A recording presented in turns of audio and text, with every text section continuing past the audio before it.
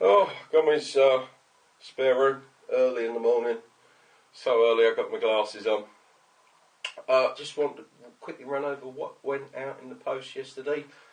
Mac, I've got 3 carbon fibre silencers on their way to you, and 2 Damascus blades, 1 short, 1 long, in that skinning shape I do, the really lovely radius ones. That's on its way to you. I've just been doing stock. Yes, I can do those knife shapes you showed me, that's no problem. We're probably going to be looking at about a week and a half turnaround, and then I've got to make the sheaths for them, but I'll keep you updated as we go along. James E. Gypsy up in the Highlands. Your new Damascus Skinner is also on its way to you. Not this one, of course, because this one's not finished. I've just done these scales. Now I've got to work out all the shape and pin them in place. That's probably going to be my one. What else have we got? Brendan.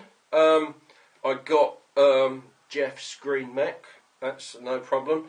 And the other parts for the commission bullpup are now off in the anodizers. They're being anode. I don't have a mop or polish machine anymore. So when I get them back, they're going to be a matte black. All right, I may have a few tool marks on them. I just quickly went over them with some wet and dry and some Henry paper, tidied up all the angles on the milling machine and sorted that out. So that'd be about a 5-day turnaround. Then I can tailor all the bolts up, get that all put together, put some air in it, put some paint in it, take it out the back. Absolutely done, perfect.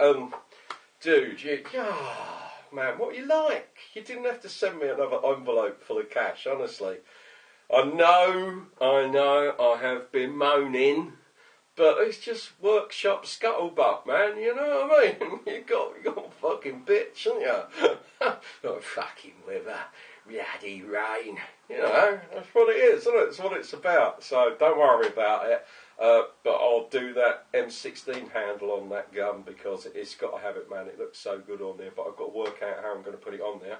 And talking of mechs, should we have a quick chat about the YouTube channel? Now, I've thrown myself humbly before my viewers, and, you know, infamy, there's 2 of them have got it in for me.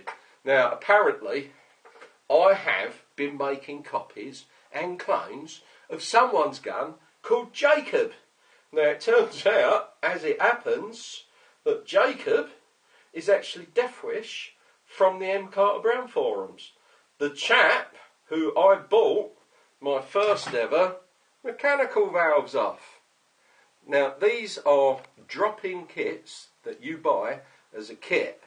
Now, apparently, if you buy these, this is according to someone who left a comment on my YouTube channel, and also according to someone who sent me an email saying that I'm a YouTube bully because I asked someone to explain themselves or send me a link. If you buy one of these drop-in kits, you are making clones and you are making copies, okay? So if that annoys you somewhat, I know exactly where you're coming from. And if you look at the comment section on my YouTube channel, you know who to address the complaints to, right?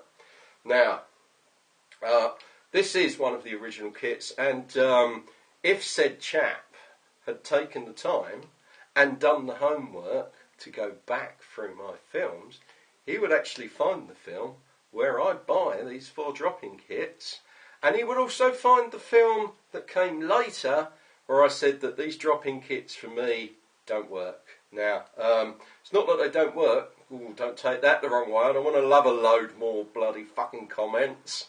What I mean is don't work, they don't work for me. I didn't get the flow rate I wanted out of these. So I now actually have Cliphard custom make me my own valves. Alright? But before all this, I found a film called Project Mechanise, which was by a chap called Philip K.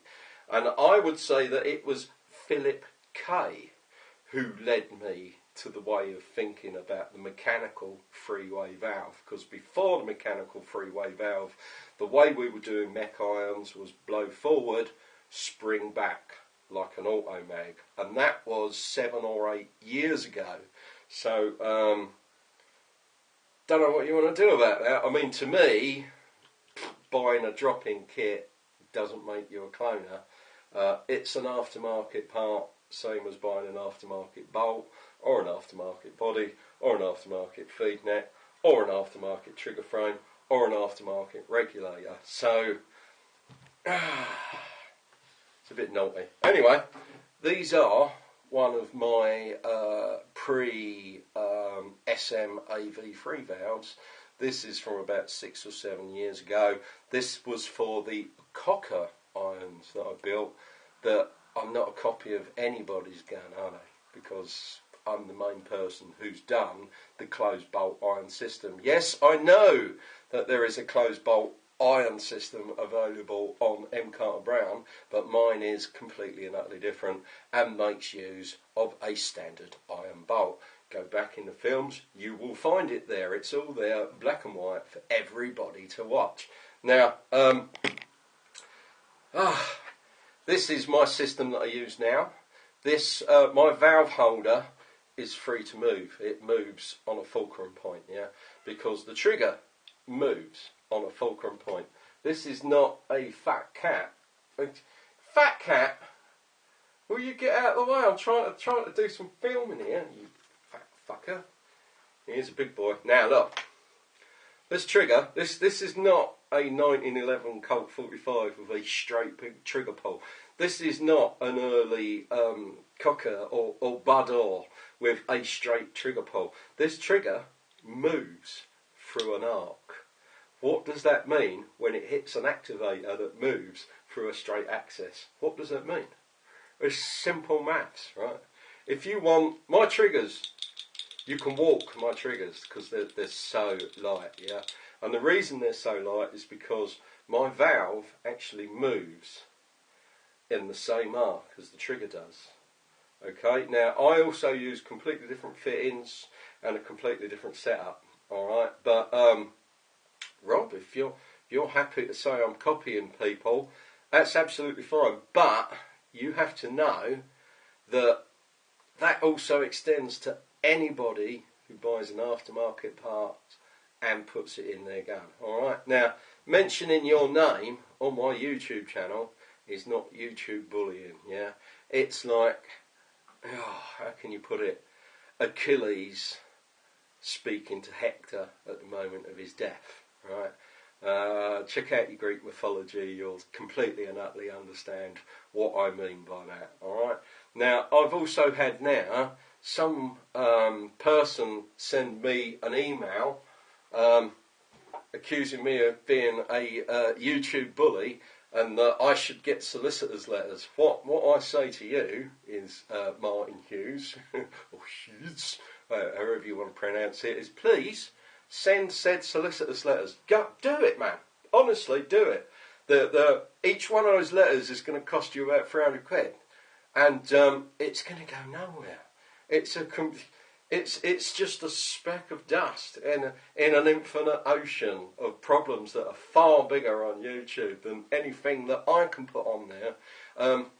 There are certain types of people that you'll meet in your life, but they really come down to, within what I do, of two major groups, right? Now there is doers and achievers, right? And there are what we call feeders. Yeah, so I mean, what I do, as soon as someone flames me, I'll go through their YouTube history and see what they've actually achieved. And blank, nothing in your history of both of you. There's nothing there. You've done nothing. You've achieved nothing. Now, go and achieve. Put it on YouTube, and you know. But what I'd like to do is throw myself on the leniency of my YouTube audience and let them decide what the coup is. So please, fellas, leave your comments and let us know what you think. I don't know. I'll eat my hat if I'm wrong. It'll be a licorice hat. I'll see you later. Ta-da, bye-bye.